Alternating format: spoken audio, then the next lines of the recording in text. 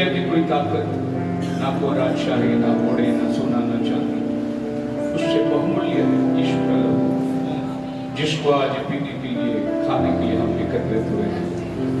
उसका नाम मुबारक हो। वचन के लिए अपने मन को तैयार करो। Jesus keep me near the cross, there the precious formula. Jesus keep me near the cross, there the precious fountain, free to all the age from heaven's fountain. In the cross, be my glory ever.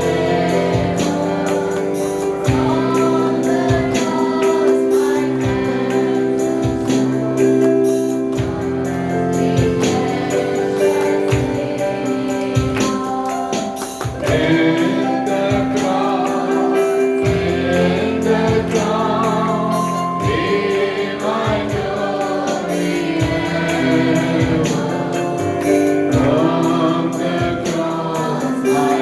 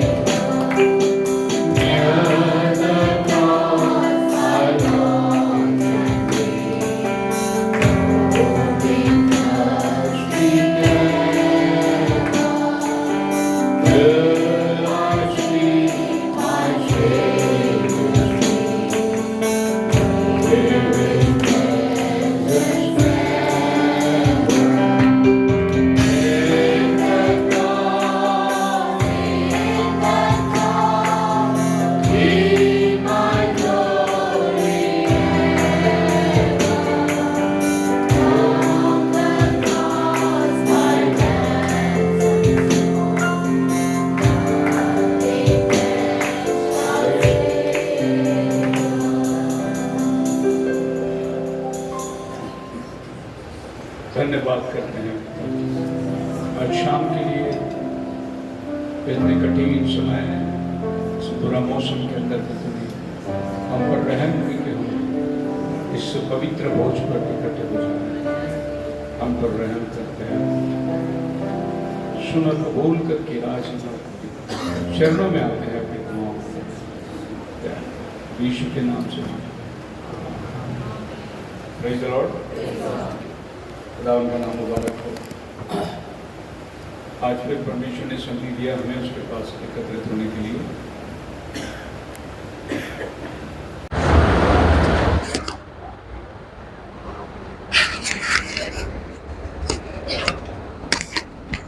आज की शाम के लिए एक छोटा सा विषय आपके सामने लेना चाहता हूँ, रिकंसिलिएशन, मेल मिलाप। पढ़ेंगे उत्पत्ति की किताब, उसकी 32 अध्याय 1 और 2 वचन। The book of Genesis chapter 32 verse 1 and 2। Yakub ने भी अपना मार्ग लिया और परमेश्वर के दूत उससे आ मिले। उनको देखते ही याकूब ने कहा, यह तो परमेश्वर का दल है। इसीलिए उसने उस स्थान का नाम महनैम रखा। प्रभु इस पढ़े गए वचन को आशीष दे। बाइबल कहते हैं याकूब अपने रास्ते पर चला और उसकी मुलाकात फरिश्तों से हुई, और जैसे उसके साथ में मुलाकात होती है, दूसरा वचन में कहता है, this is God's house and he called the name of that place Mahanaim. और उसने उस जगह का नाम रखा महानाइम, जहां परमेश्वर ने उसके साथ मुलाकात करी थी। और तीसरा वचन लिखा है, तब याकूब ने सेईर देश में अर्थात एदोम देश में अपने भाई एसाव के पास अपने आगे दूत भेज दिए। आप ये स्टोरी को अच्छी तरीके से जानते हैं। याकूब, जिसका नाम का मतलब है धोखेबाज, सप्लांटर, फंसाने वाला, दगेबाज, जब ये छोटा था तो अपने घर में बड़े भाई को फंसाया, जहां पर हम देखते हैं कि एक कटोरे मसूर की दाल के लिए मैं बड़ा, अगर तुमसे खाना मांगता है तो अपना बड़ापन का हक मुझे देना होगा। और एसाव को इस बात की फिक्र नहीं थी। वैसे देखा जाए तो एसाव याकूब से ज्यादा धर्मी है, क्योंकि याकूब की इतनी गलतियां लिखी हुई है, एसाव का कोई गलती नहीं लिखा। लेकिन ये आदमी का उद्देश्य जो था वो ये था, बर्थ राइट को लेने का, ये इसका उद्देश्य था, बड़ापन का, मैं बड़ा भाई। फिर उसके बाद में जब उसका बुआ बूढ़ा हुआ तो वह अपने बच्चों को आशीष देना चाहता था। उस समय में उसने ईसाव को कहा कि अच्छा पकवान बना के ले आना, मरने से पहले मैं तुझे आशीष देना चाहता हूं। यह बात उसकी मां ने सुन ली और रेबेका ने याकूब से कहा कि सुन, तेरा बाप आशीष देने वाला है, ऐसा कर, मैं तुझे अच्छी भोजन बना के देता हूं, तू आशीष को ले ले। याकूब बोला, अगर मेरे पिताजी पहचान लेंगे मुझे मेरी आवाज से तो आशीष की जगह मुझे श्राप दे देंगे। रेबेका ने बोला कि नहीं, मैं उसके लिए तरकीब बनाता हूँ, कोशिश करता हूँ। उसने बकरी की चमड़े अपने बदन में लगाए और अच्छा उत्तम खाना पका के अपने बाप के पास ले गया। जबकि इशाक जो है उसको आंखें दिखाई नहीं दे रही थी, तो उसने उसके ऊपर हाथ रखा, बोला कि लगता तो नहीं तू ऐसा है। इसने बोला नहीं पिताजी, देखिए हाथ लगाइए, देखो मैं, मेरे बदन में बाल है, मैं ऐसा हूँ। तो इशाक ने उसको आशीष दे दी। आशीष देने के बाद में याकूब वहां से उठा, और जब एसाव आया खाना पका के, तो उसका बाप ने, अरे अभी तो बड़ापन का आशीष कौन लेके गया तेरा भाई, फिर से तुझे धोखा हो गया।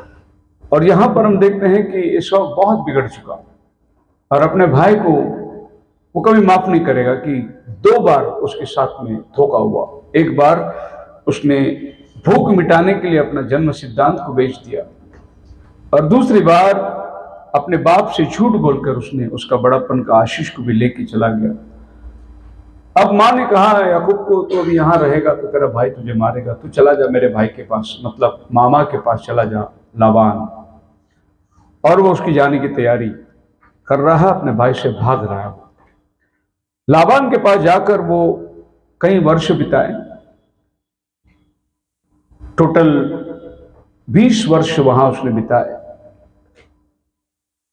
पहले तो 7 वर्ष उसने काम किया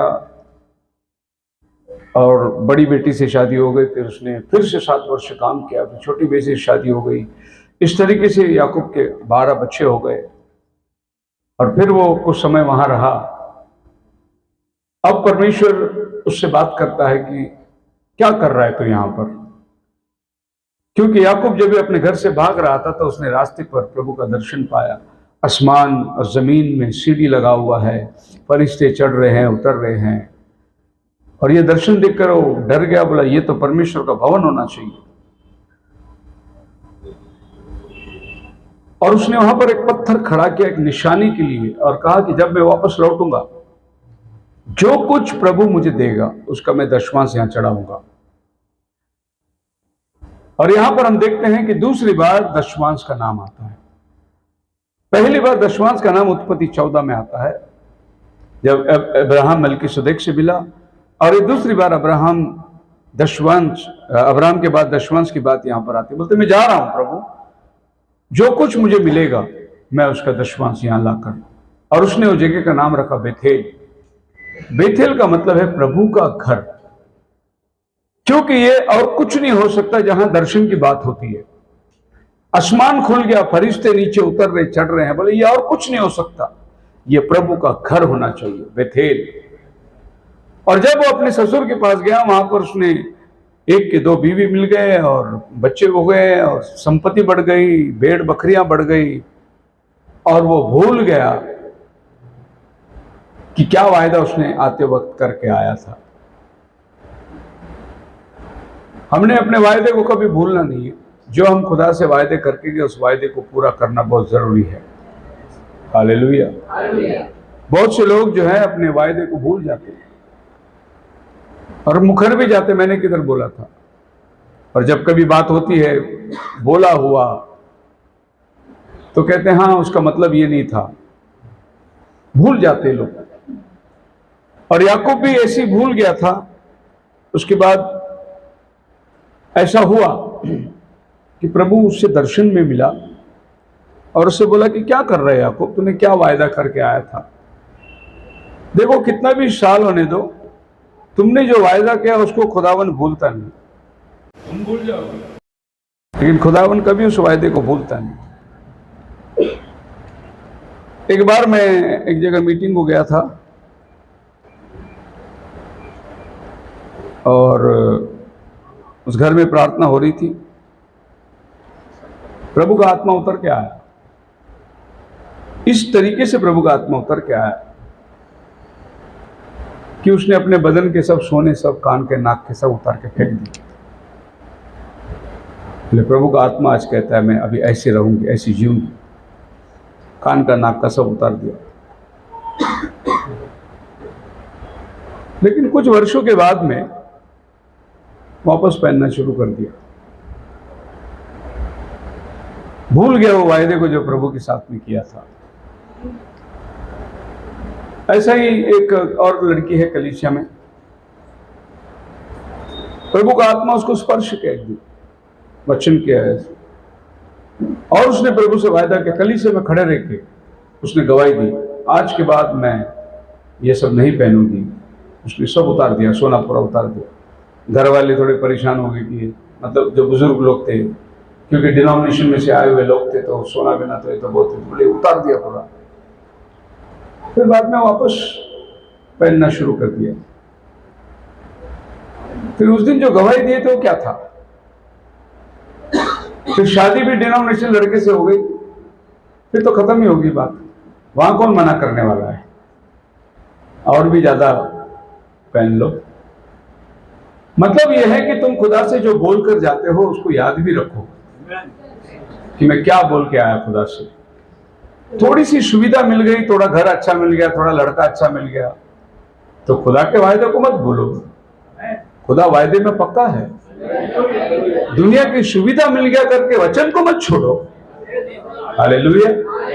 मैं तो कहता हूं कि अगर कोई गरीब भी मिल जाए लेकिन वचन में हो तो उसके साथ पकड़ो, क्योंकि वो अनंत काल का जीवन का हकदार है। ये जरूरी नहीं है बड़ापन होना, बड़ा ये नाम होना, बड़ा कुछ नहीं। क्या फायदा जब हम दुनिया को इकट्ठे कर ले और अपना प्राण का हानि ना उठाए। तो याकूब को प्रभु ने दर्शन में बात करी और वो अभी वापस जाने की तैयारी कर रहा है। अब हमें यह नहीं मालूम कि उसके साथ फरिश्ते की क्या बात हुई ये नहीं मालूम हमें। बाइबल खाली इतना कहता है 32 वर्ष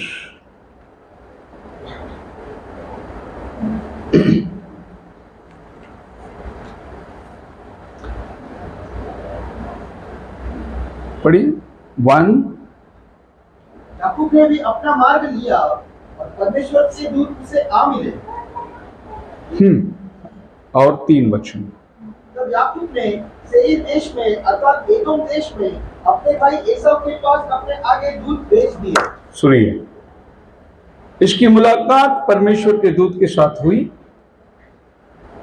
तुरंत उसने संदेशा भेजा अपने भाई के पास, मैं आ रहा हूं। अभी हम लोग को अंदाज लगाना है कि दूत ने उसको बोला क्या होगा। क्या बोला वो लिखा नहीं है सर, लेकिन कुछ ऐसी बातें हुई जिससे याकूब को पछतावा हुआ। बोला नहीं यार, मैं अपने भाई के पास जाऊंगा। इमीडिएटली उसने संदेशा भेज दिया, मैं आ रहा हूं, आप मेरे साथ हैं। वार्ताहर क्या है हमें नहीं मालूम, लेकिन उसकी जीवन की जो क्रिया है उससे हमें पता चलता है कि क्या बात हुआ होगा। वो चल दिया। जो आदमी अपने घर को छोड़कर, भाई को फंसाकर, बाप को फंसाकर कई वर्ष आकर अभी इतना सब सुविधा में बस गया है, जिंदगी बसर हो गई है, अच्छा सेटल हो गया है, मुझे नहीं मालूम, पर बहुत से विश्वासी लोग जो है वो लोग अभी बाहरगांव में सेटल हो रहे, कनाडा में, इंग्लैंड में, लंदन में सेटल हो रहे हो लोग जाकर।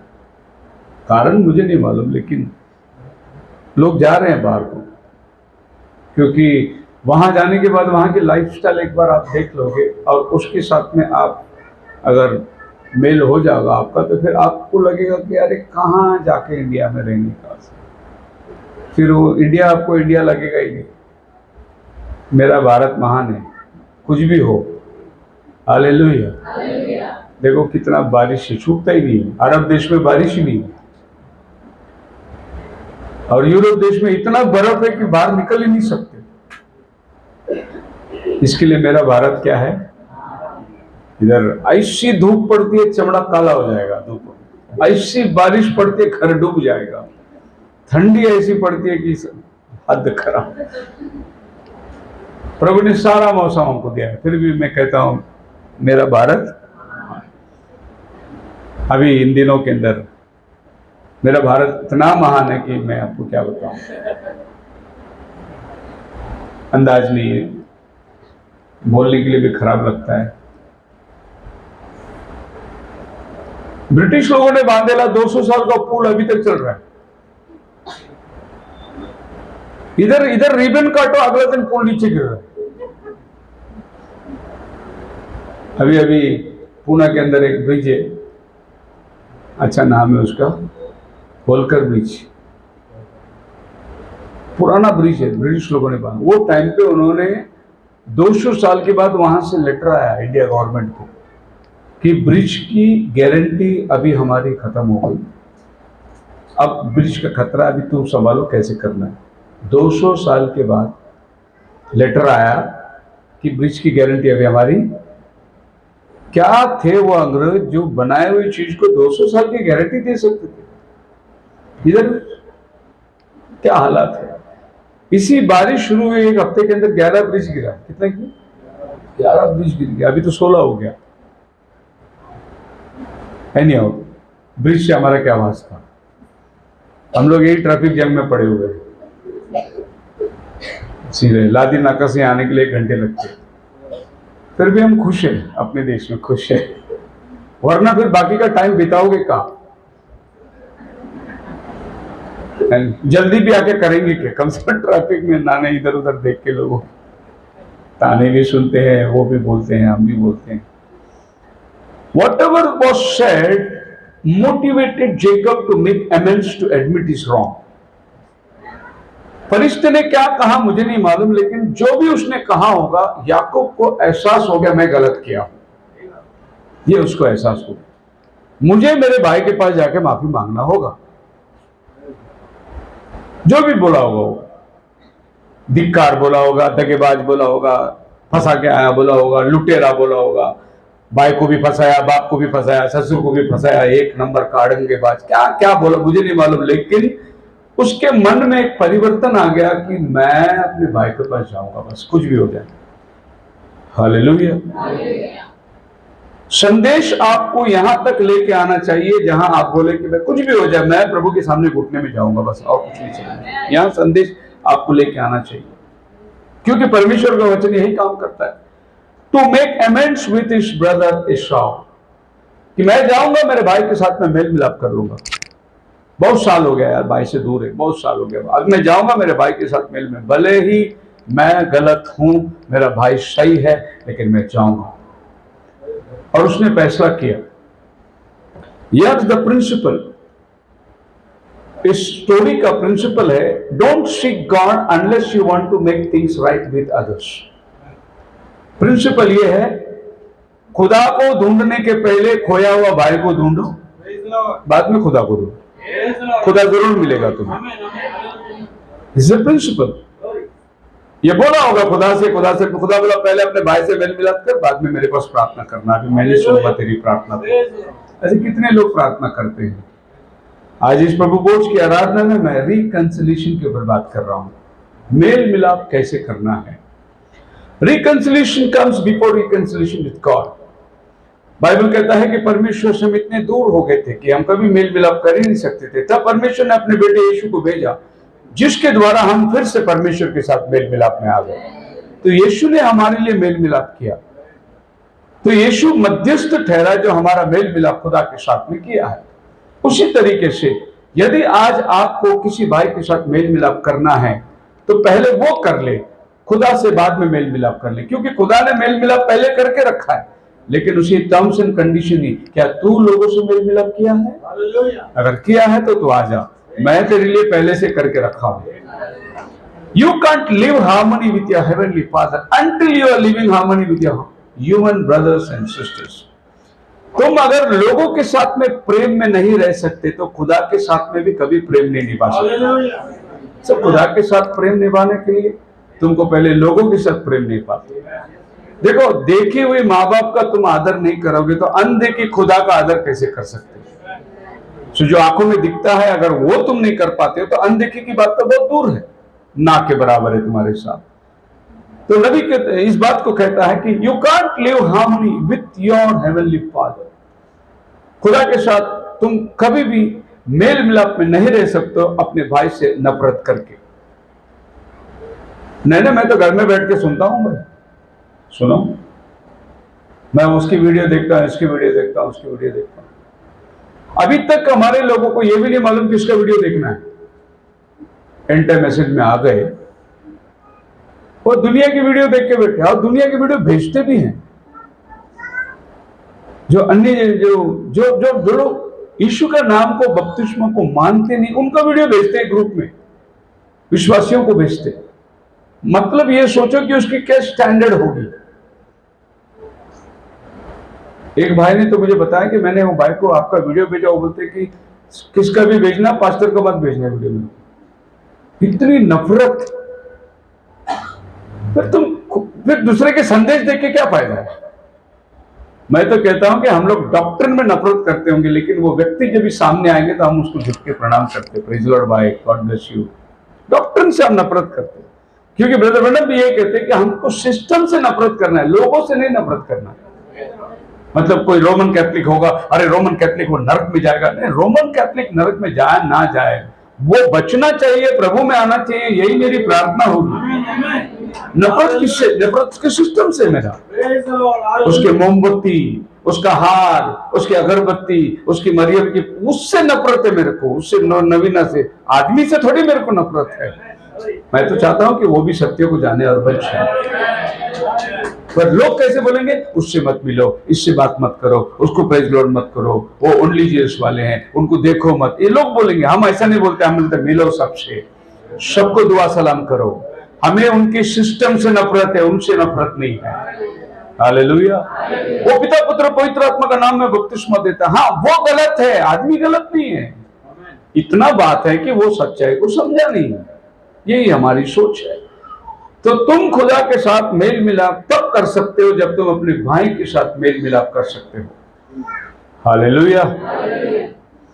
अगर कोई तुम्हारे घर में आकर चले जाए और तुम्हारे घर से जाने के टाइम अगर तुम सोचे कि यार क्या मेरा दिमाग खराब करके चला गया, तो वो आदमी को आप क्या करोगे? और तीसरा आदमी आके पूछते आपको कि वो आदमी आपके घर में आके क्या बोला, तो क्या जवाब दोगे उसको? उसने ऐसा बोला, उसने ऐसा बोला, उसने ऐसा बोला, नहीं बोला, बहुत अच्छा बात बोल के गया, प्रभु उसको बहुत आशीष दे। बोलना चाहिए, क्योंकि तुम अगर उसकी बुराई इसको बताओगे तो इसका भी दिमाग खराब। तो करप्शन क्यों फैलाना है हमें? Didn't Jesus say something? So if you are offering your gift on the altar and there you remember that your brother has done something against you, leave your gift there in front of the altar. Matthew chapter 5 verse 23-24 ये वचन बहुत बढ़िया वचन है, लेकिन प्रचारा नहीं जाता। ये इतना भारी वचन है, लेकिन इसके बारे में बात करते नहीं, क्योंकि इसके बारे में बात करें तो कोई चर्च में आएगा ही नहीं। पहले जा अपने भाई से मेल मिलाप कर ले और फिर तू आकर अपनी भेंट चढ़ा। अच्छा, प्रभु ये नहीं बोलता तेरा भेंट को वापस लेके जा करके, नहीं बोलता तेरा भेंट को रख के जा उधर, मैं लूंगा नहीं तेरे भेंट को वहां रख, मैं तब लूंगा जब तू अपने भाई से मेल मिलाप करके आ जा। मतलब आप खुदा को कितना दाम देते हैं वो कीमत नहीं रखता। जब तक आप संसार में लोगों के साथ अगर अच्छे नहीं रह सकते तो फिर आपके दान कितना भी हो खुदा कबूल नहीं करता। एक बार ऐसा हुआ था, सदूसियों फरीसियों ने प्रभु यीशु मसीह को सवाल पूछा था। यूहन्ना की किताब उसकी 9 अध्याय के अंदर आ जाइए और ये सवाल देखिए कितना गंभीर है।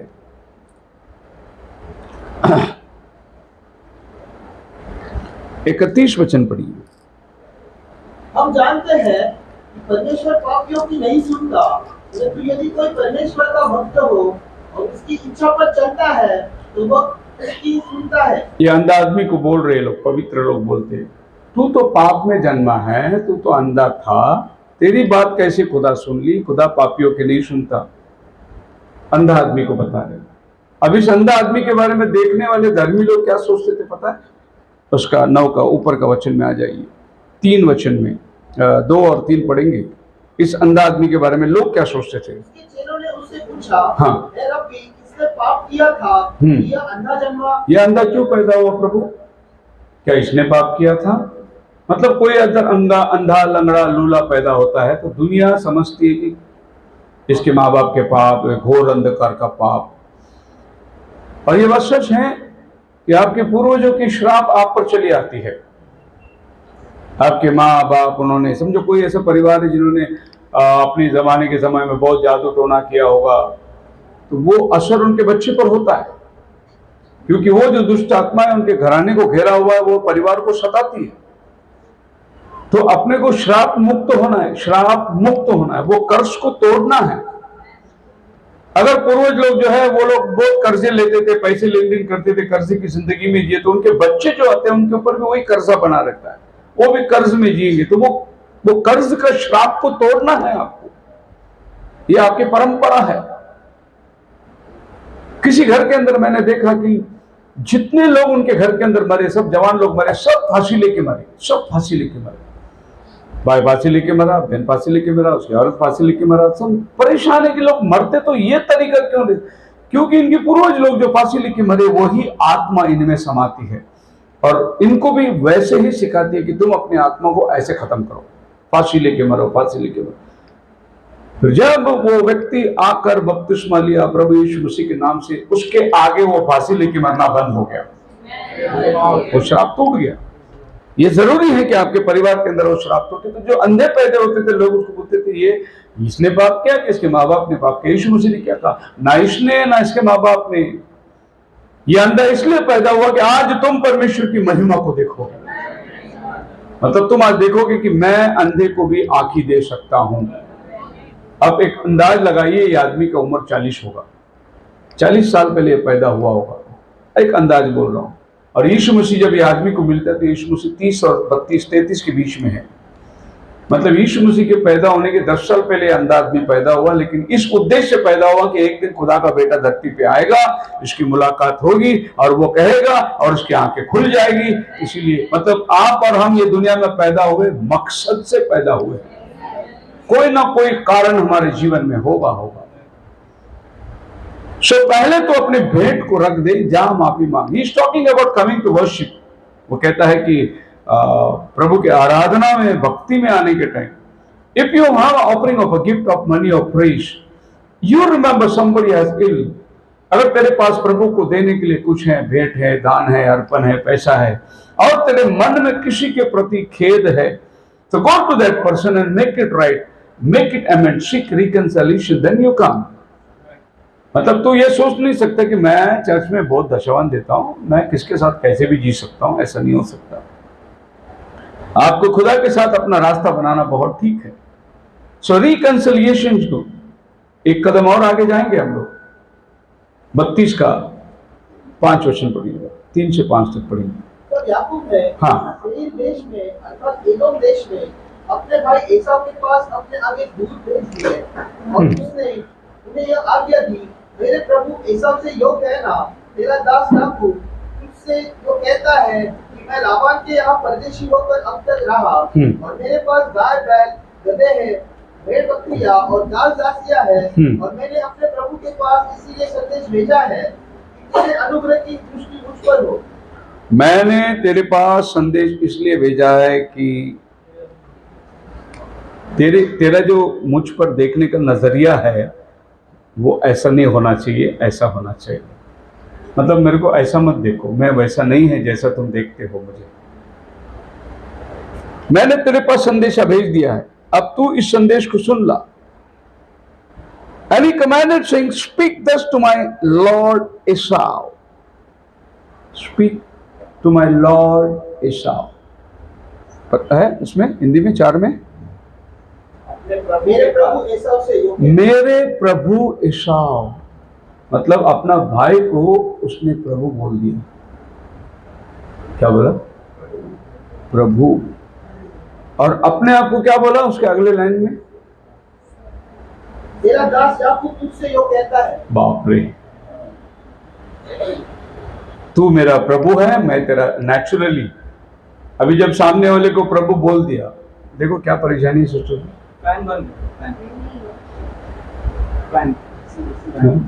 कुछ बोल रही, इशारा कर रही, या तो उनका कुर्सी बदल दो। एसी बंद करने बोल रहे, दूसरे को गर्म हो।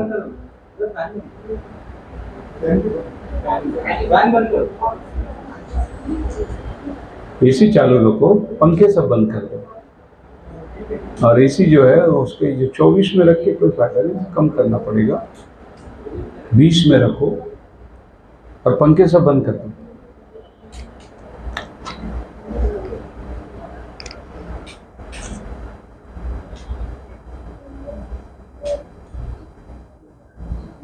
और अगर आपको बहुत ही ठंडी लगती है तो आप जगह बदल के बैठ जाओ, क्योंकि आप एसी के नीचे बैठोगे तो ठंडी लगेगा ही लगेगा। जगह बदल दो। ओके। सो उसने अपने भाई को बोला प्रभु, और खुद को बोला मैं तेरा दास, मैं तेरा दास। And here is the principle, he has to take first step. पहला कदम कौन उठाएगा? सवाल ये है। कौन गलती किया, कौन गलती नहीं किया, माफी कौन किससे मांगना चाहिए, ये सब दूर की बातें। खुदावन देखता है पहला कदम कौन उठाएगा। Who will take the first step? एसाव ये सोच के बेटा मेरे पास आया तो मारूंगा, मैं उसको छोड़ूंगा नहीं। लेकिन खुदा से मुलाकात होने के बाद याकूब बोलते हैं मैं जाऊंगा अभी मेरे भाई के पास। उसने संदेश भेज दिया, मेरे प्रभु, और बोला तेरा दास, I have sent to tell you my lord that I may find favour in your sight. मैं तेरे नजरों में, फेवर इन योर साइट, तेरे दृष्टि के अंदर कुछ तो भी रहम पाऊं, क्योंकि मैं जानता हूं तो भड़का हुआ है, पर तेरी दृष्टि में मैं दया पाऊं कि जब मैं तेरे साथ मिलने को आऊं तो तू मुझे उस नजर से मत देख जिस नजर से तू मुझे आज देखता है, मैं वो नहीं हूं। इस बात का उसने पहले संदेश भेज दिया। The principle is taking the initiative is imperative in reconciliation. मेल मिलाप के अंदर जो पहला आदमी कदम उठाता है ना, उसी की जीत होती है। और जो ये सोचते बेटा मैं नहीं जाऊंगा, उसको आने का तो आने दो, वो हारा हुआ आदमी है, वो जीता हुआ आदमी नहीं है। मैं क्यों जाऊं, मैंने क्या गलती किया, वो हारा हुआ आदमी है। लेकिन जो बोलते गलती किसका भी हो लेकिन मैं पहले जाऊंगा, वो आदमी जीता हुआ आदमी है, क्योंकि एसाव को जीत लिया उसने। उसके साथ किया हुआ सारा बुराई जो है वो खत्म हो गई। देखो आज हम लोग प्रभु भोज के अंदर आए, प्रभु हमें यही बात सिखाता है, तुमको प्रभु भोज लेने के पहले रिकंसाइल होना बहुत जरूरी है। मेल मिलाप, खाली दाकड़स और रोटी पी के जाओगे कोई फायदा नहीं होगा आपके जीवन के अंदर। सो आपके जीवन के अंदर जो है मेल मिलाप आना बहुत जरूरी है। हालेलुया। बहुत सी बार क्या होता है, लोग जो है दूसरे की बात सुनते हैं, दूसरे के भड़काने में आते हैं और खुद को कुछ भी हकीकत नहीं मालूम होता और दूसरे की बातों को मानकर अपने लिए एक निर्णय ले लेते हैं। हम लोग गलत है बहुत सी जगह के अंदर, ऐसा निर्णय हमने कभी नहीं लेना है। कभी कभी ऐसा हो जाता है, हमने लड़की शादी तो करके दे दी, लेकिन उधर दाल में नमक कम हो गया करके झगड़ा हो गया, लड़की को उठा के लेके आ गए बेकारण बेमतलब, खाली इतना बताने के लिए कि हम किसी से कम नहीं है, हम लड़की को उठा के लेके आए, हम पालेंगे लड़की को, हम देखेंगे लड़की को, हम संभालेंगे, हम लोग कोई कमजोर नहीं है, उसका बाप भी जिंदा, माँ भी जिंदा, दुनिया भर के डायलॉग में। अरे तुमने लड़की को शादी करके दिया है, फिर उधर क्या रुआब झाड़ना, मेरा पति मेरा मरना उधर। सिंपल बात है, शादी करके दे दिया है, प्रेम करके शादी किया है, खुदा के सामने वायदा किया है, एक में को करार बदल दिया है, बात खत्म हो गई। लेकिन लोगों का ऐसा रहता है, और मैं कभी किसी को सलाह देता हूं जिसके घर में ज्यादा झगड़ा होता है, बार बार झगड़ा, तो मैं पहला सवाल उसको पूछता हूं, तेरे सास ससुर किधर रहते, पहला पूछता हूं। बोलते हैं मेरे सास बगल में ही है। मैं बोला मर गया तू, पहला घर खाली कर और लंबा चला जा, किधर तो भी दूर चला जा, जिधर तेरे सास को आने के लिए 3 दिन ट्रेन में बैठना पड़ेगा, इतना दूर चला जा, तेरे घर में कभी झगड़ा होएगा ही नहीं। सच बात है। मेल मिलाप किसको कहते हैं? आज विश्वासी परिवारों के हालत क्यों खराब, बिगड़ी हुए हालात है। मैं प्रभु का धन्यवाद देता हूं, मैं 2000 किलोमीटर दूर से लड़की लेके आया। कुछ भी करो, उसके माँ बाप जल्दी आएंगे ही नहीं मेरे को पूछने के लिए। आदमी बिगड़ता किधर खान, तो उसकी सब बात मत सुनना। हाँ, वो घर वाले बोलेंगे करे तू खाली अपना आदमी का कपड़ा धोना, सास ससुर का कपड़ा धोना तेरा काम नहीं है, ये माँ सिखाई बेटी को।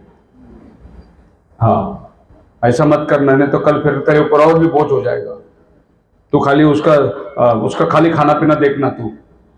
ये घर में सुरंग लगाने का धंधा है। तू कुछ भी कर उधर, तेरा घर वही है। मैंने ऐसे भी लोगों को देखा है इसी उल्लासनगर के अंदर, दिन भर हाथ गाड़ी खींचते हैं, मेहनत करते हैं, शाम हो गई तो बॉटली चाहिए, क्योंकि दिन भर मेहनत इतना क्या बेचारा दारू पीता है, वो हाथ गाड़ी के ऊपर पड़ा रहता है। औरत हाथ गाड़ी ढकेल के आदमी को घर पे लेके जाती है। ये उल्लासनगर के अंदर मैंने दृष्टि देखा है।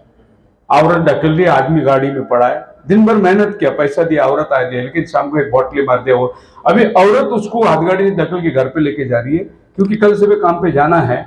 आदमी की आदत मालूम है, क्या करे, थोड़ी सी कष्ट उठाना है तो आदमी को ढकेल के घर पे लेके जा रही हो। उसको जीना है, उसको संसार चलाना है। आदमी चाहे बेवड़ा रहे, चाहे आदमी कुछ भी रहे, उसने एक बार उसके साथ में शादी कर लिया, बस उसके साथ जिंदगी निभाना है, खत्म हो गई। ये बात मैं नहीं कहता, बाइबल भी कहता है, अगर तेरा पति अविश्वासी हो लेकिन रहने से प्रसन्न है तो मत छोड़ना। तेरे विश्वास के कारण तेरा पति भी उद्धार पा सकता है। बाइबल आपके लिए रास्ता बनाया, लेकिन विश्वासी रहकर अविश्वासी के साथ नाता मत जोड़ना। अगर नाता पहले से जुड़ गया है, बाद में सच्चाई मिल गया है, तो आजा, प्रभु तेरे को संभालेगा। और आज मैंने ये बात को पूरी तौर से कसौटी पे कस के देखा है। जो ये सच्चाई को अपनाया है, अगर वो गैर शिक्षण, गैर या डिनोमिनेशन में शादी करेगा, वो पछताएगा ही पछताएगा। क्यों? क्योंकि एक पहिया जो है वो रेडियल टायर के और एक पहिया जो है वो ट्यूबलेस है, तो गाड़ी कैसे चलेगी? बैलेंस ही नहीं है गाड़ी में। गाड़ी के अंदर बैलेंस होना बहुत जरूरी है। हालेलुया। तुम्हारा बपतिस्मा यीशु के नाम से हुआ है, तुम्हारा पति मानता है यीशु का नाम का बपतिस्मा, तो शादी करो, नहीं तो तुम्हारी गाड़ी आगे नहीं चलेगी। रिकंसिलेशन की बात है, मेल मिलाप की बात है। And here's the relation mending broken arm. If your arm is broken, you take initiative to get to the doctor, so he can see it, put a cast on it, and healing can take place. मान लो तुम्हारे हाथ में cut गए, जख्म हो गया, तो क्या करोगे? भाग के डॉक्टर के पास जाओगे, और डॉक्टर के पास इसलिए जाओगे कि मेरे को यह हाथ चाहिए, नहीं तो नहीं चाहिए तो हाथ पड़ा रहने तो डॉक्टर के पास जाओ मत, तो एक दिन सड़ेगा, घाव भरेगा, फिर एक दिन हाथ काटना पड़ेगा। लेकिन अगर हाथ को बचाना है तो डॉक्टर के पास जाना ही पड़ेगा। वैसे ही आपको अगर खुदा के साथ रिश्ता बनाए रखना है तो आपको अल्टर में आना ही पड़ेगा। मैं ऐसा ही जिएंगे करके आप कभी मत बोलना, वैसा तुम जी नहीं सकते। तुम्हें प्रभु के वेदी पे आना बहुत जरूरी है। हालेलुया। मैथ्यू चैप्टर 18 वर्स 15 के अंदर बाइबल कहता है, moreover if thy brother shall trespass against thee, go and tell him his fault between thee and him alone. यदि तेरा भाई तेरे विरुद्ध अपराध करे तो जा और अकेले में बातचीत करके उसे समझा, यदि वह तेरी सुने तो तूने बहुत बढ़िया बात है, बहुत बढ़िया बात है। यदि तेरा भाई तेरे विरुद्ध काम करे तो अपेक्षा मत कर तेरा भाई आए, क्योंकि वो गलत है, तू जा तेरा गलत भाई के पास। प्रभु यीशु मसीह का शिक्षण जो है ना, वो उसकी दुनिया में कोई हद नहीं, हाथ पकड़ ही नहीं सकता। उसकी शिक्षण ही इतना बढ़िया शिक्षण है। मैं गुरु होकर तुम्हारा पांव धोता हूं। कौन सा गुरु दुनिया में चेलों का पाय धोया? ऐसा आपको लक्षण ही मिलेगा नहीं। प्रभु क्या होता है, अगर तेरा भाई तेरे विरुद्ध में पाप किया है तो तू जा उसके पास। कौन जाएगा यार? आदमी, गलती उसने किया, सारा दोष उसका है, मैं क्यों उसके पास जाऊं? लेकिन बाइबल बोलता है तू जा उसके पास। क्योंकि एक बात ध्यान रखना, जो आदमी गलती किया ना, उसको एहसास ही नहीं हो रहा है कि उसने गलती किया, लेकिन तुझे एहसास हो रहा है ना कि उसने गलती किया। तू जाके उसकी गलती का एहसास दिला, उसको जाके समझा। बहुत सी बार ऐसा होता है, हमको नहीं मालूम है, सामने वाला हमको बताना पड़ता है। कभी कभी मेरे साथ ऐसा बहुत है, सामने वाला आके कुछ तो भी यहां से उठा के डालता है, नहीं कीड़ा था बोलते हैं, मुझे नहीं दिखाई दे रहा है मेरे बदन में कीड़ा बैठा, लेकिन सामने वाला आके उसको निकालता है। अगर मैं उसको 2 कनपट्टी लगा दूं, क्यों मेरे ऊपर हाथ लगा दिया? अरे कीड़ा निकाला उसने तेरे बदन से।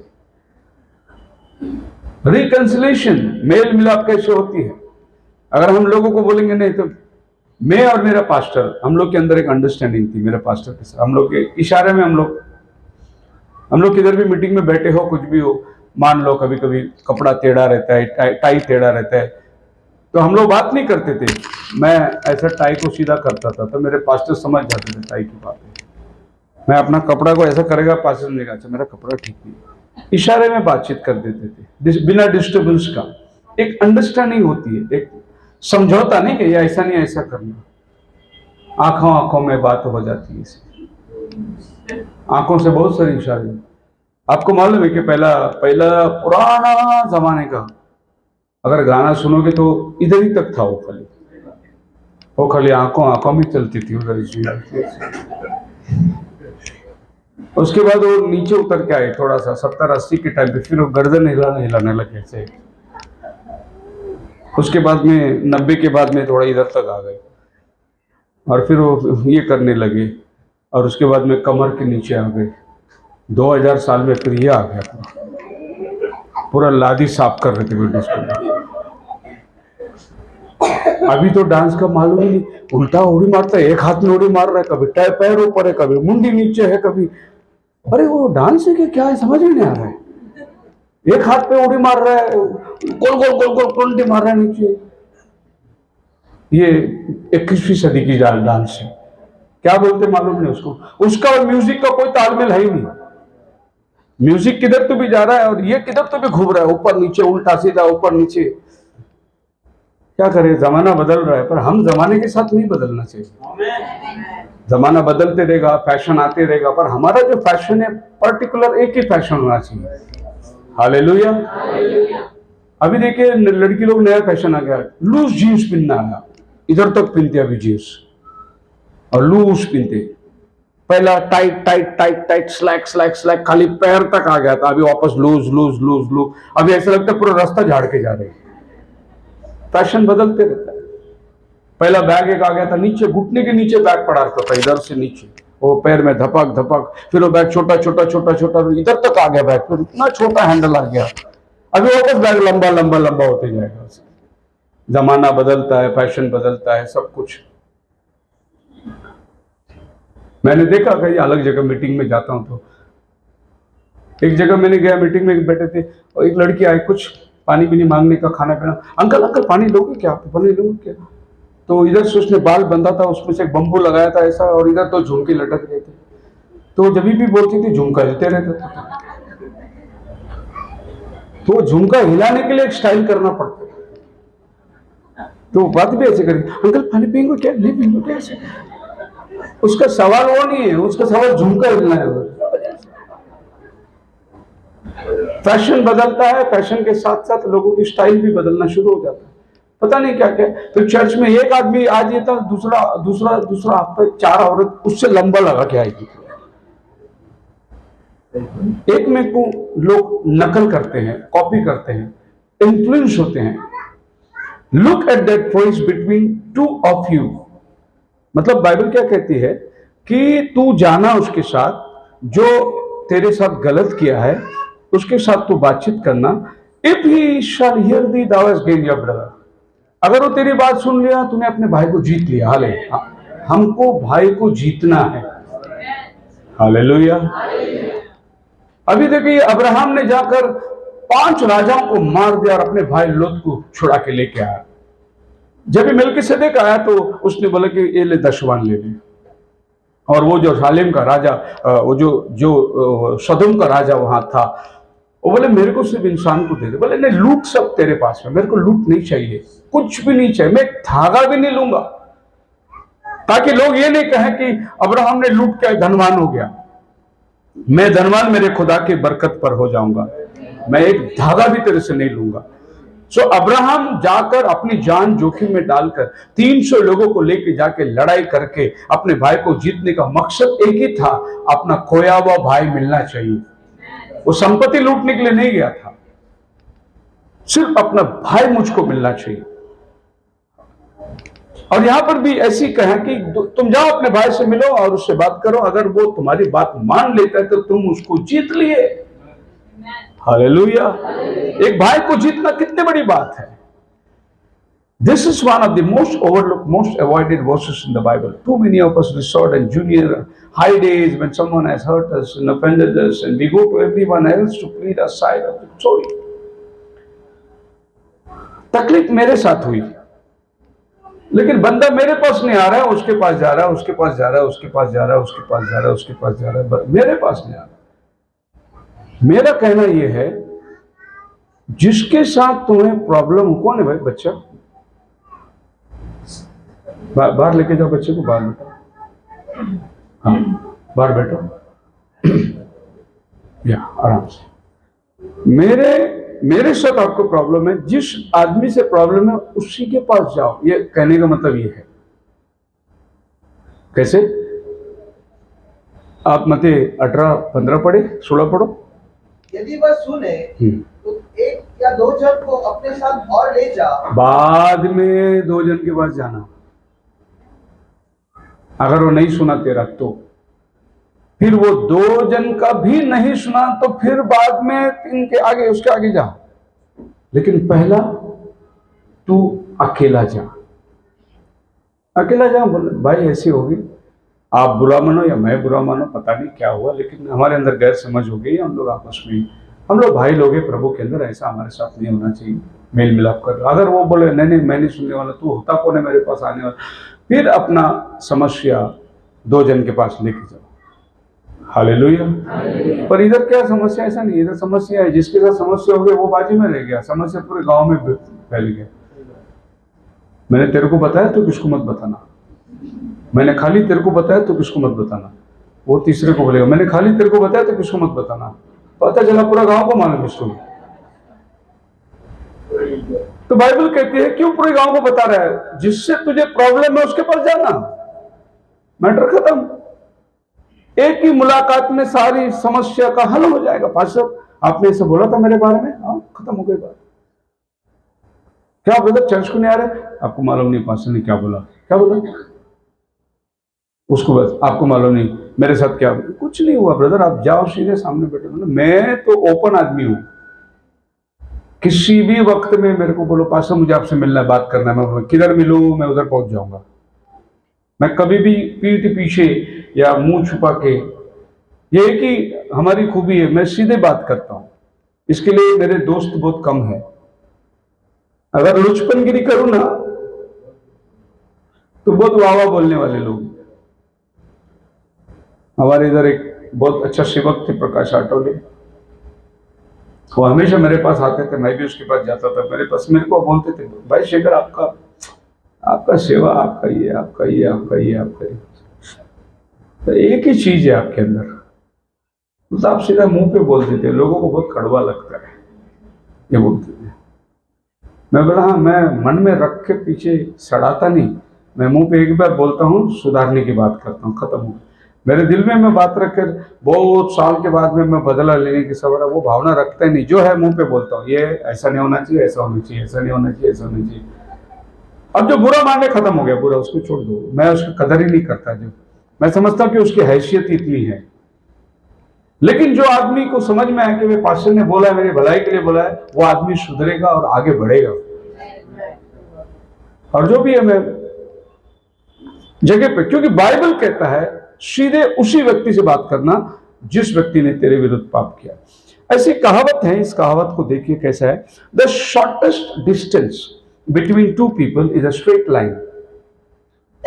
दो व्यक्तियों के बीच में जो शॉर्टकट मार्ग है वो स्ट्रेट लाइन है। कैसे?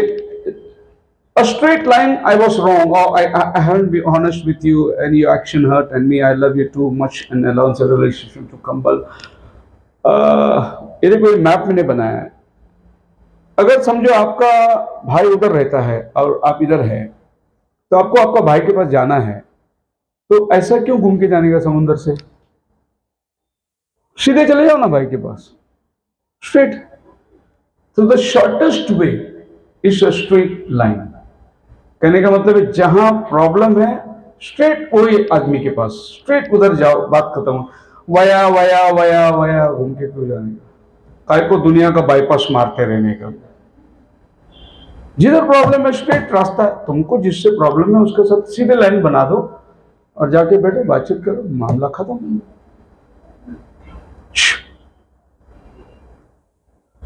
आप मेरे साथ हैं? Reconciliation must be bathed in prayer. आइए Genesis chapter 32 verse 9. Prayer is salve for wounded parties. It is a lubricant for friction in relationship. फिर याकूब ने कहा, हाँ, हे यहोवा, हाँ, मेरे दादा अब्राहम के परमेश्वर, हे मेरे पिता, वहीं बैठने दो, सिस्टर को वहीं कुर्सी दे दो, वहीं बैठने दो। हे मेरे पिता इसहाक के परमेश्वर जी, तूने तो मुझसे कहा था हाँ, कि अपने देश और जन्मभूमि में लौट जा और मैं तेरी भलाई करूंगा। जी, अभी देखिए फरिश्ते उसके साथ में मुलाकात करे, बोले उसी समय में बोला मैं अपने भाई के पास जाऊंगा, उसने संदेशा भेज दिया। अभी उसका भाई से मिलने के पहले वो दुआ कर रहा है, प्रभु मैं जा रहा हूं मेरे भाई के पास, प्रभु मैं मान लिया मैं गलत हूं, मैं जा रहा हूं प्रभु। मतलब देखिए मैं एक छोटा सा पिक्चर रखा हूं इसमें, ये जो सिलाई मशीन वापरते हैं उनको मालूम है, ऑयलिंग करते हैं उसको, है ना, तेल डालते हैं ताकि मशीन स्मूथ चले, उसके लिए स्पेशल ऑयल मिलता है। अगर इसमें राई का तेल डालेगा ना आपका मशीन जाम हो जाएगा। तो अगर ऐसा कोई आदमी को भेजोगे ना तो मशीन स्मूथ होने की जगह और भी हार्ड होता जाएगा। उसके लिए स्पेशल ऑयल मिलता है। वैसे ही किसी भी व्यक्ति को रिकंसिलेशन करने के लिए एक स्पेशल व्यक्ति होता है, उसको भेजेंगे ना वो सही बात करेगा। अगर गलत आदमी जाके समझौता करने के लिए जाए वो कुछ ऐसी बातें करेगा कि मैटर और भी गंभीर हो जाएगी। मैं बता रहा हूं, आपको मैं बोल नहीं रहा हूं, मैं आपको बता रहा हूं मैटर गंभीर कैसी होती है। पढ़िए अय्यूब की किताब, उसका आखिरी अध्याय 42 में आ जाइए। मैटर गंभीर कैसी होती है।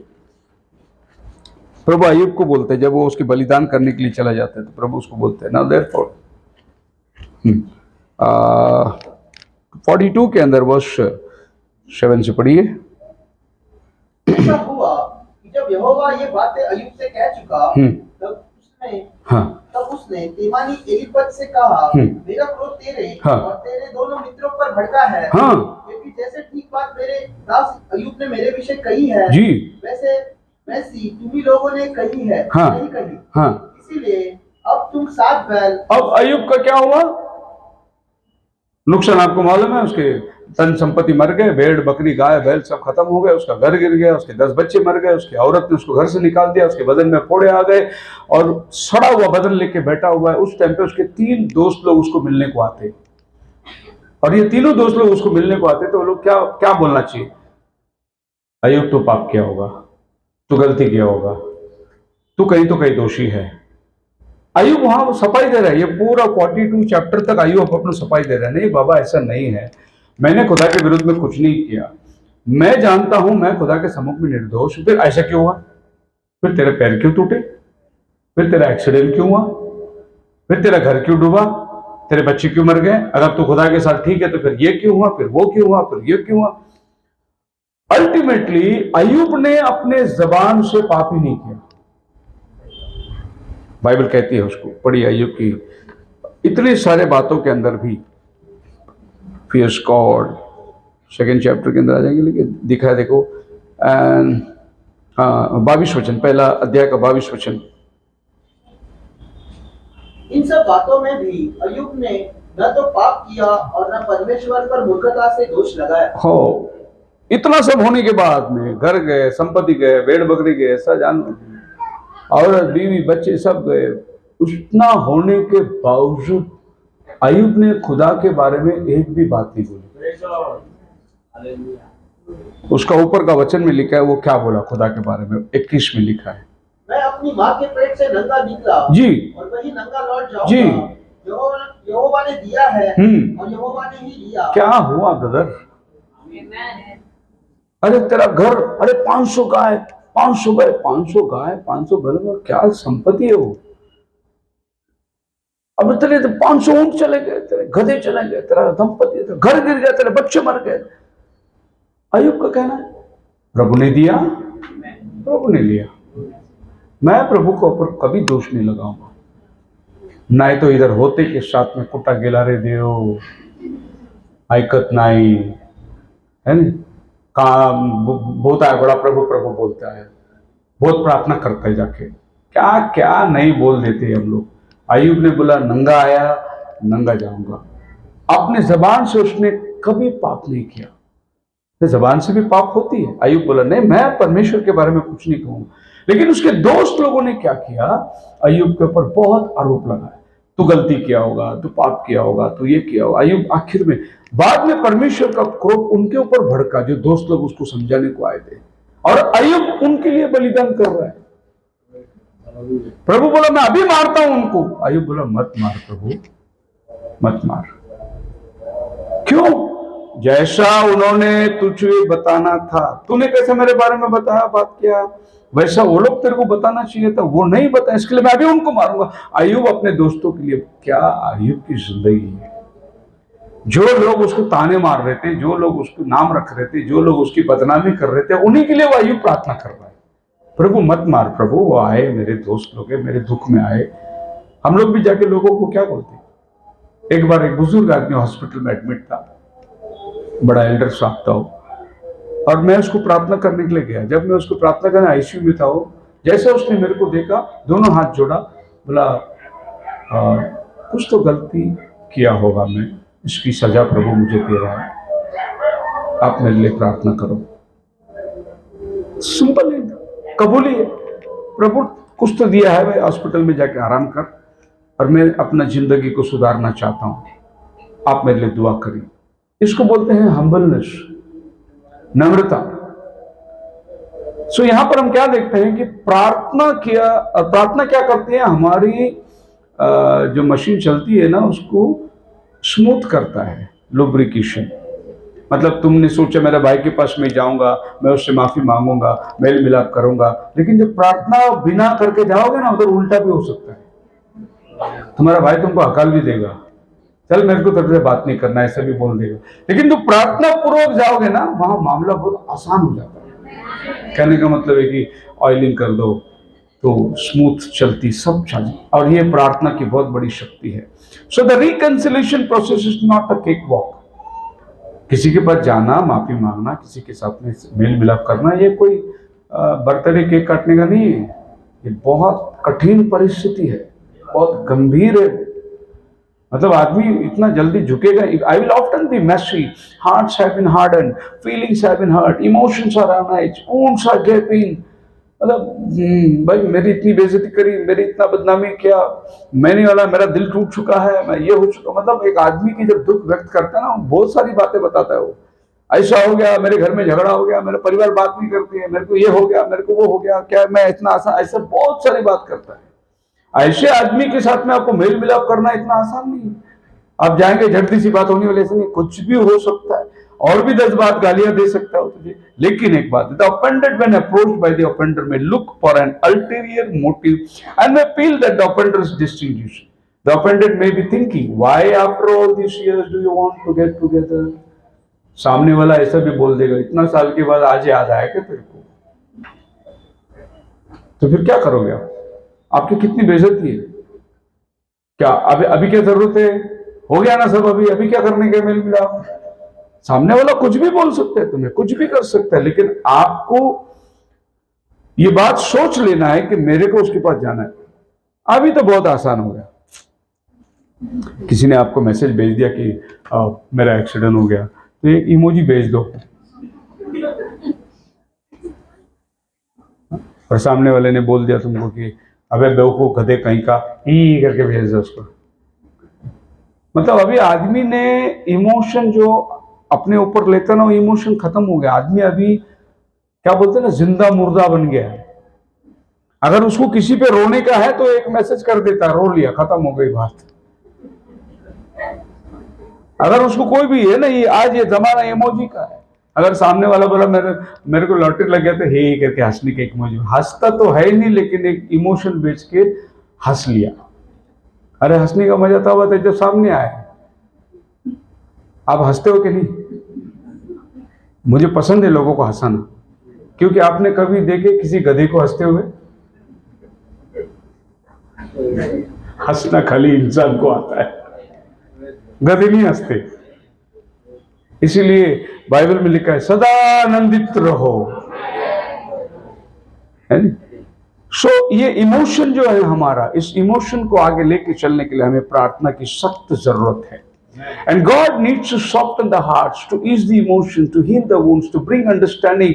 सामने वाला आदमी जो भड़का हुआ है, सामने वाला आदमी जो मुझ पर क्रोधित है, सामने वाला आदमी बड़ा जख्मी हुआ है, सामने वाला आदमी बड़े नफरत से बैठा है, उस आदमी के हृदय को नम्र करना, उसके टूटे हुए हृदय को जख्म से जो माफ करना, उसकी जख्मों को चंगाई देना, उस आदमी की जो गुस्सा है उसको निकालना, ये सब काम जो है खुदा कर सकता है, तुम्हारे हाथ में नहीं है वो। लेकिन तुम अगर खुदा के पास सिफारिश रखोगे कि मैं जाऊंगा, वो आदमी बराबर वैसे ही रहेगा। अब देखो ना, ये सब कितना गुस्से में था। एक तो उसका जन्म सिद्धांत को भी मार दिया, बाप का आशीष भी लेके चला गया, बड़ापन का इतना खुन्नस में था। लेकिन याकूब जाते के साथ में उसको गले मिल गया। क्यों मिला? याकूब ने पहले प्रार्थना किया, बोला प्रभु आपने मुझसे बोला जाने के लिए, मैं जा रहा हूं, लेकिन आप मेरे साथ अभी रहिए। आगे हम देखते हैं रिकंसिलिएशन जो है वो 33:3 में, जब वो अपने भाई के पास गया, तो 33:3 में लिखा है, और आप उन सब के आगे बढ़ा और 7 बार भूमि पर से गिर के दंडवत की। कितनी बार? कितनी बार? सामने वाला आदमी पिघलेगा ही ना। भूमि पर गिरकर दंडवत करना। हम लोग के पास कोई बिगड़ा हुआ आएगा, बोले प्रेज लॉर्ड सर, वो तू था करके हाथ दिया मैंने, तो मैं हाथ भी नहीं मिला था। ये हमारा अप्रोच है, हम लोग का स्टाइल है। वो ऐसा स्टाइल नहीं था। वो गया, एसाव को देखा, मतलब एसाव अभी कई दूर है, इधर ही पहले झुक गया, एक बार झुका, थोड़ा आगे वापस। एसाव के पास पहुंचने तक कितनी बार हो गया? और 7 नंबर कंप्लीशन को दर्शाता है।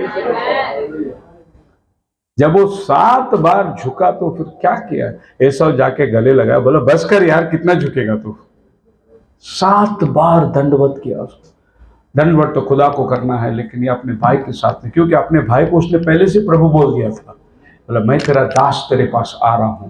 7 बार उसने दंडवत करी। लोग भी परेशान है, बोले क्या बात है, याकूब बहुत धनवान आदमी था, इतनी संपत्ति थी, उसको पहले आगे भेड़ बकरियों को भेजा, गाय बैलों को भेजा, बाद में उसके बच्चों को भेजा, इतने नौकर चाकरों को भेजा आगे, और वो अकेला बाहर रह गया। इतना संपत्ति था उसके पास, कोई घमंड नहीं। एसाव तेरे से ज्यादा पैसा मैंने कमाया, कोई घमंड नहीं। तेरे से ज्यादा मैं बंगला बनाया, मैं गाड़ी घोड़ा बना, कुछ भी घमंड नहीं है। तू मेरा प्रभु है, तू मेरा बड़ा भाई है, मैं छोटा भाई हूं। और वो जा रहा है उसके पास में, 7 बार नमन कर रहा है। एक कहावत है, the absence of reconciliation robes the church of the power of unity. जिस चर्च में रिकंसिलिएशन नहीं है, वो चर्च में एकता कभी नहीं आएगा। वो चर्च के अंदर कभी लोग एक मन के नहीं होंगे। जहां मेल मिलाप की बात नहीं है, जहां क्षमा की बात नहीं है, जहां लोग आकर एक में को रेस्पेक्ट नहीं करते, वो चर्च में कभी भी यूनिटी नहीं आएगी। वो चर्च फूटा हुआ रहेगा। हालेलुया। यूनिटी किस बात को कहते हैं? यूनिटी के अंदर, चर्च के अंदर हर जगह में एक यूनिटी होना बहुत जरूरी है। अगर बजाने वाला गाने वाले के साथ में यूनिटी में नहीं रहेगा, वो गाना कभी अच्छा होएगा ही नहीं। बजाने वाला बोलेगा गा रहे तो तेरे को मैं देता हूं बराबर सुर, तो इसकी सुर में उसका आवाज चलना है, नहीं तो फिर ये कौन सा सुर देगा, वो कौन सा गाना गाएगा, पता ही नहीं चलेगा। गाना कुछ गा रहा है, ताल बजाने वाला कुछ और बजाएगा, तो ये ताल उसके पास पहुंचेगा ही नहीं। चर्च के अंदर एक प्रकार की यूनिटी चाहिए। हम लोग सब एकत्रित आए हैं, एक मन से आए हैं, एक विचार से आए हैं, एक चित्त से आए हैं। हमारे अंदर एकता होना बहुत जरूरी है। ये बात है कि आप बहुत अच्छे गाते होंगे, उससे भी अच्छा जो इधर गाया उससे अच्छा आप गाते होंगे, लेकिन इसका मतलब ये नहीं कि वो क्या गाया, उसको क्या गाने आते हैं क्या? नहीं, हम लोग सब मिले, ब्रदर आज आप कल मैं गा लूंगा, कोई बात नहीं, लेकिन हम सब लोग एक मन होना जरूरी है। और यूनिटी, चर्च के अंदर डिवीजन दिखाई देता है, डिवीजन। कोई किसी को फॉलो करता है, कोई किसी को फॉलो करता है, कोई किसी को फॉलो करता है। पास्टर कुछ और कह रहा है, लोग कुछ और कह रहे हैं, पास्टर कुछ और बता रहा है, लोग कुछ और कर रहे हैं। यू डिसरेस्पेक्ट योर पास्टर, अपने पास्टर का निरादर करते हो। आदर करना सीखो, प्रभु भी आपको आशीष देगा, प्रभु भी आपको उठाएगा। अगर आप उसका निरादर करोगे तो खुदा आपको आशीष कभी नहीं देगा।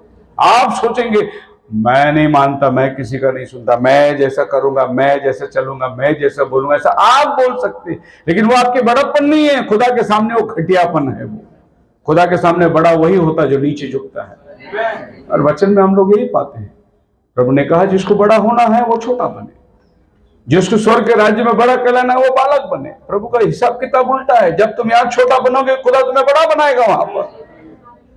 अगर तुमको यहां बड़ा बनना है तो फिर तुमको कहीं नहीं, इधर हमारे जैसा कोई रेवोल्यूशन नहीं, हमारे जैसा कोई प्रचार नहीं, हमारे जैसा कोई चर्च नहीं, हमारे जैसा कोई, अरे क्या तुम बात करते हो? तुम भी दुल्हन का एक अंश हो। तुम्हारे जैसा दुनिया में और भी दुल्हन है जिसको प्रभु लेने को आने वाला है। क्यों ये ठेकेदारी कर रहे हो कि मेरे चर्च में आएगा तो ही रैप्चर में जाएगा? नहीं, रैप्चर इज यूनिवर्सल। पूरी दुनिया के अंदर रैप्चर होने वाला है, और जो क्वालिटी को फुलफिल करता है वो रैप्चर में होगा। सो हम लोग को सबके साथ में मेल मिलाप में रहना बहुत जरूरी। तो उसने 7 बार झुका। ऐसे कहते हैं, be like a bamboo, the higher you grow the deeper you बो। सबसे ऊंचा जाता है बाम्बू, लेकिन बाम्बू जितना ऊपर जाता है उतना वो झुकते रहता है। जब वो नीचे रहता है ना छोटा, वो सीधा रहता है। फिर वो बढ़ते बढ़ते बढ़ते बढ़ते बढ़ते, और जितना ऊपर जाएगा उतना वो झुकता है। वैसे इंसान भी जितना बढ़ेगा ना उतना ही वो नम्रता उसके अंदर आएगी, ढीठ कभी नहीं होगा। जो पेड़ में फल नहीं है ना वो पेड़ सीधा खड़ा रहेगा, लेकिन जो पेड़ में फल है वो सब डालियां झुकी रहेगी, क्योंकि फल का वजन वो पेड़ को झुकाता है। और आप और हम आज एक झुके हुए पेड़ होना चाहिए जिसके जीवन में फल होता हो। हमारा जैसा चर्च नहीं, हमारे जैसे ये नहीं, मेरे जैसे वो नहीं, मेरे जैसे वो नहीं, वो बिना निष्फल पेड़, बिना फल का पेड़ है वो। जिसमें फल होता है वो फिर। इधर एक बार ऐसी बात हुई थी, एक पास्टर को मैंने हाथ जोड़ के ऐसे झुक गया था एक डिबेट के अंदर, मैंने हाथ जोड़ लिया, मैंने है कोई बात नहीं पास्टर, मैंने उसका रिस्पेक्ट किया, आदर किया। लेकिन दूसरे लोगों ने क्या फैलाया मालूम, तुम्हारा पास्टर हमारे पास्टर के सामने हाथ जोड़ा। अरे तुम्हारा पास्टर झुक गया हमारे पास्टर के सामने। अरे झुकेगा वही जिसके जीवन में फल है, उसके जीवन में फल ही नहीं, इसके लिए वो टेढ़ा खड़ा हुआ है।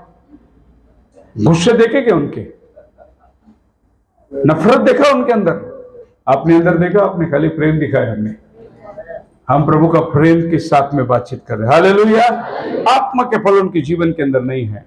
Reconciliation requires one of the main thing. Reconciliation requires vulnerability at the face-to-face meeting. But Esau to meet him, hugged him, threw his arm around him. 33:4. तब एसाव उससे भेंट करने को दौड़ा और उसको हृदय से लगाकर गले से लिपट कर चूमा, फिर वे दोनों रो पड़े। क्या रिकंसिलिएशन है, हालेलुया हालेलुया। मैं एक ब्रदर को जानता हूँ बॉम्बे में, अभी ब्रदर पता नहीं वो, मुझे लगता है कि है क्या, प्रभु के पास चले गए मालूम। काफी साल पहले हम लोग बॉम्बे में मीटिंग में जाते थे, तो उस मीटिंग में वो ब्रदर की एक आदत, स्पेशल आदत थी, वो जिसको भी गले मिलता था, प्रेज लॉर्ड करता था, उसके साथ 2 सेकंड के लिए प्रार्थना करता था।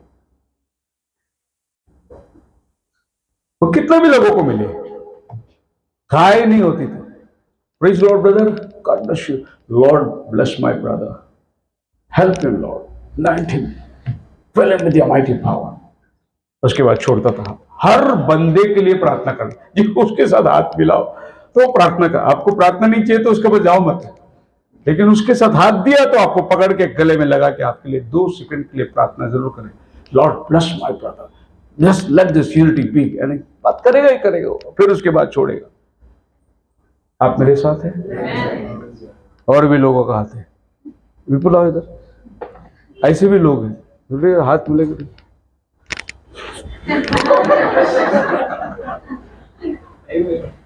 ये भी कोई गले मिलना है,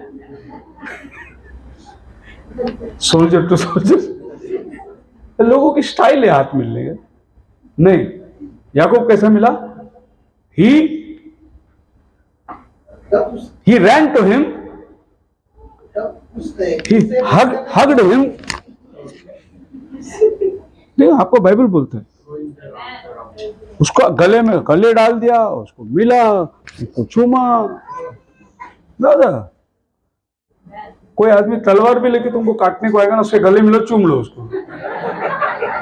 वो बोले यार मैं इसको मारने आइए, क्या कर रहा है।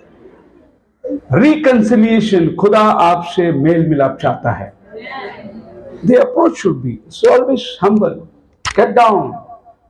झुकने से आपका कोई नुकसान नहीं होगा, उल्टा आप नीचे झुकोगे, प्रभु आपको बढ़ाएगा, क्योंकि प्रभु का मंत्र ही उल्टा है, जो बड़ा बनना चाहता है वो छोटा बने।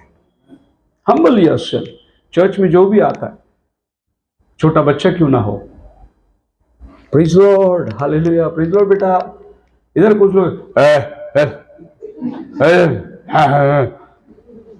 व्हाट यू आर डूइंग यार, क्या कर रहे हो तुम। ये प्रभु का भवन है, छोटा। आप देखें, मैं जब यहां बैठता हूं तो बच्चे लोग मेरे पास आते देखे आपने। एक बार हमारे यहाँ कन्वेंशन होते आनंद नगर में, रात को 2 बजे हम लोग थे, वो डिकी पास्टर और हम लोग सब बैठ के बातचीत कर रहे थे, तो बच्चे लोग उधर से आ रहे थे, पास्टर अंकल फुटबॉल मेरे ऊपर डाल देते, तो मैं फुटबॉल पकड़ के वापस फेंकता था उनके पास में। बातचीत कर रहा है, वो लोग बोल रहे हैं यार कमाल है, रात के 2 बज रहे, ये पास्टर के साथ फुटबॉल खेल रहे। बोलते हमारा इधर पास्टर बोला तो दहशत, इधर पास्टर बोला तो बच्चा उधर से जाएगा, ऐसा दहशत। और इधर देखो लोग पास्टर के साथ कितने मेल मिलाप कर रहे भाई, यही तो है आपका क्वालिटी। बल्कि दो उधर हाथ करे तो कोट पहनाना है, पैर करे तो सॉक्स पहनाना है, ऐसे पास्टर लोग हैं उधर। बहुत बुरा हाल है। पर हम वो पास्टर नहीं है जो दुनिया वाले देखते हैं। आप कभी भी मिलिए पास्टर डिक्की से, मिलिए, पास्टर डिक्की एक बहुत बड़ी गवाही देगा, हमने वचन सीखा उधर लेकिन जीना सीखा इधर। ज्ञान बहुत आया उधर लेकिन जिंदगी नहीं। लेकिन जो सीखना है, नम्रता जो सीखी, जीना जो सीखी, वो हमने यहां सीखी। आप मेरे साथ है। प्रचार बड़ा बड़ा प्रचार करके क्या फायदा है? Praise the Lord brother. Yeshu Masih नम्र बन गया, यीशु मसीह गधे पे चल के आया, यीशु मसीह हमारे लिए मार खाया, यीशु मसीह कोड़े खाए, मीटिंग लगा। 5 स्टार होटल है क्या उधर? अरे अभी तो बोला यीशु मसीह झुक गया, नम्र हो गया, गधे पे बैठा। फिर तू नहीं गधे पे बैठ सकता तो 5 स्टार होटल है क्या पूछता है? तुम्हारा प्रीचिंग किधर है और तुम्हारा जीवन क्या बोल रहा है? He hugged him. The conclusion, time हो रहा है. The conclusion in this story we catch a glimpse of God. Notice carefully what Jacob says to him. एक याकूब ने ईसाऊ को क्या, For indeed I have seen your face. वो क्या कहता है? 33:10 में जाएंगे। कंक्लूजन क्या है? याकूब ने कहा, हाँ, नहीं नहीं, यदि तेरा अनुग्रह मुझ पर हो तो मेरी भेंट ग्रहण कर, क्योंकि मैंने तेरा दर्शन पाकर मानो परमेश्वर का दर्शन पाया है। हालेलुया, जोरदार तालियां। मैंने जब तेरे को देखा तो तुझे खुदा दिखाई दिया। यही हर भाई और भाई के अंदर दिखना है, हर बहन और बहन के अंदर दिखना है। मैंने जब तुझको देखा, मैंने प्रभु का चेहरा देखा। फंसा के गया, अड़ंगेबाज, दगेबाज, धोखेबाज, लेकिन क्या बोल रहा है अपने भाई के बारे में? जब मैंने तेरा मुख देखा, मैंने प्रभु का मुख देखा। हालेलुया। मैं पंजाब में था एक बार, और खाना खाने के बाद में बाहर आंगन में जाके बैठे थे। रात का टाइम था, 11, साढ़े 11, 12 बज चुके थे यार। बस ठंडी हवा में बैठे हुए, एक लड़का मेरे पास आया, बैठा मेरे पास, और मेरे को देखते रहे, इधर से मेरे को देख रहा। मैं अपने मूड में था, देखा नहीं उसको, देखा मैं, क्या देख रहा है पता नहीं, फिर भी मैं ऐसे देख रहा था। फिर मैं देखा उसको, मेरे को ऐसे देख के बैठा। मेरे से रहा नहीं गया। मैं बोला भाई ऐसे क्यों देख रहा है यार, इतना गौर को कैसा ऐसा नहीं, आप थोड़ा हंसो ना। अब ऐसे कैसे हंसेगा कोई? हंसेगा ना तो कैसे हंसेगा? अब उसके बोलने में मेरे को हंसी आ गया। आप थोड़ा हंसो ना। मतलब क्यों हंसू? नहीं, थोड़ा हंसो ना। मैं हंसा। क्या आपका हंसी चेहरा देख के बहुत खुश लगता है, दिल में बहुत अच्छा लगता है। अब कहाँ का इधर मिला तो ऊपर मत मिलो, खाली पीले हंसने को लगा रहा है। आपके चेहरे पे वो रौनक होना चाहिए, या आपको देखे तो प्रभु नजर आए आपको। बहुत लोग का चेहरा ही ऐसा होता है, उसको कुछ बोल नहीं सकता, ऑलवेज सीरियस, हमेशा सीरियस रहेगा। अगर उसको कोई हंसने वाली बात बताए तो भी उसने कभी हंसना सीखा ही नहीं उसकी जिंदगी के। Always be happy. लोगों के साथ में दुख हो जाओ, रोने में रोने हो जाओ। If you want to know what face of God looks like, go to your brother and sister you have offended. वाह, खुदा का चेहरा कैसा दिखता है अगर तुमको देखना है, खुदा का चेहरा कैसा लगता है देखना है, जो आदमी तुमसे नाराज है उसके पास जाओ, तुम्हें खुदा का चेहरा दिखाई देगा। जो तुमसे नाराज है, खफा किया है, उसके पास जाओ and hear and see that you are forgiven, और फिर देखो कि आप क्षमा किए गए। When forgiveness is extended to your brother और sister who was wounded, we are like God. जब हम किसी को क्षमा करते हैं ना, जब हम किसी, जैसे खुदा ने हमें क्षमा किया, वैसे हम जब किसी को क्षमा करते हैं, हमें खुदा दिखाई देता है। सामने वाले को जब क्षमा पाने के बाद उसके जीवन में एक आनंद निकलता है, उसका भी चेहरा चमक। And aren't we believers in Jesus Christ? क्या हम यीशु मसीह में खुदाई है या नहीं? खुदा में वास करता है। खुदा आपको आशीष दे। प्रार्थना के लिए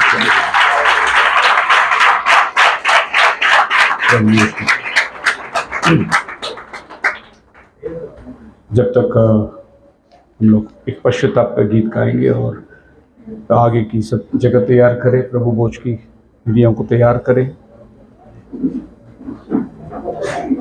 begin.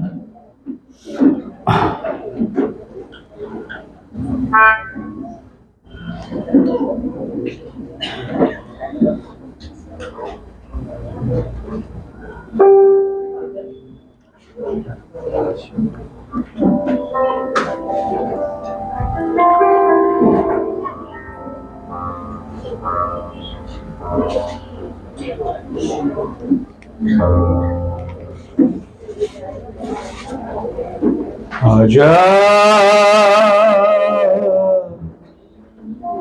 प्रभु यीशु के दर आजा, जीवन मिलेगा तुझे। आजा प्रभु यीशु के दर आजा, जीवन मिलेगा तुझे। आजा आजा आजा, दिल पे जो तेरा बड़ा बोझ है, सारी उम्र का यही रोग है। दिल पे जो तेरा बड़ा बोझ है, सारी उम्र का यही रोग है। क्यों नहीं आता यीशु पास रहे उदास तू, क्यों नहीं आता यीशु पास तू, ताकि रहे उदास तू। आजा प्रभु यीशु के दर आजा, जीवन मिलेगा तुझे। आजा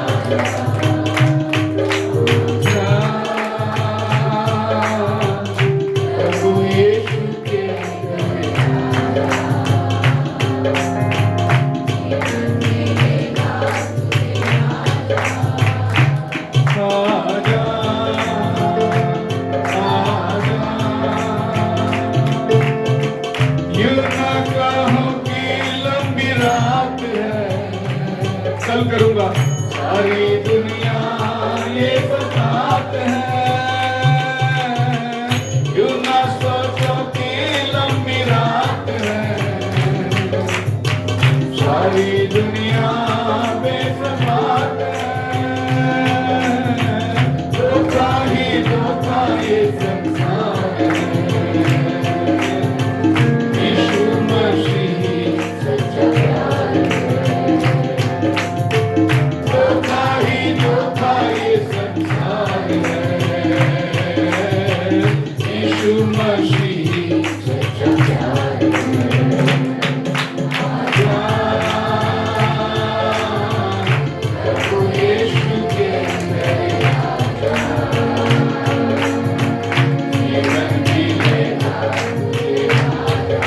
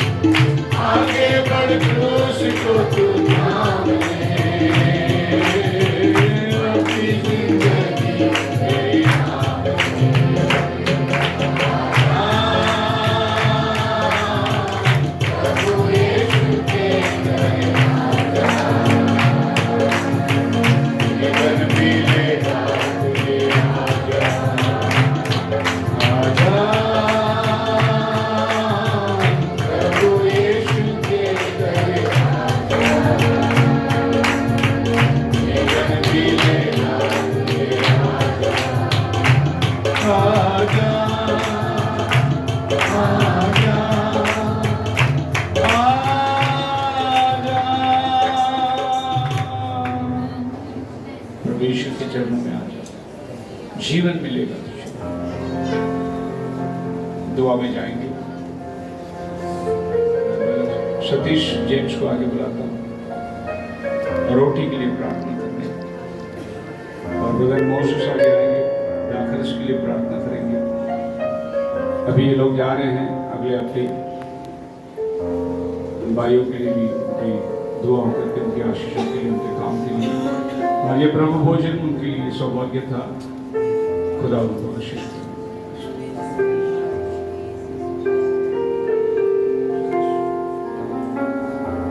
स्वर्ग पिता परमेश्वर प्रभु, हमें भाई बहनों को परमेश्वर एक होने के लिए प्रभु एक वचन उत्तर खाया परमेश्वर प्रभु से। प्रभु प्रार्थना करते हैं हर एक का जीवन में परमेश्वर प्रभु, जैसे याकूब बिशप से मिलने के लिए जाने के समय पहले परमेश्वर अपने गलतियों को परमेश्वर प्रभु मानते हुए राजा प्रभु उसने 7 बार नमन किया परमेश्वर प्रभु। वैसे ही हर एक का दिल में परमेश्वर नम्र तो बनाना बहुत जरूरी है प्रभु।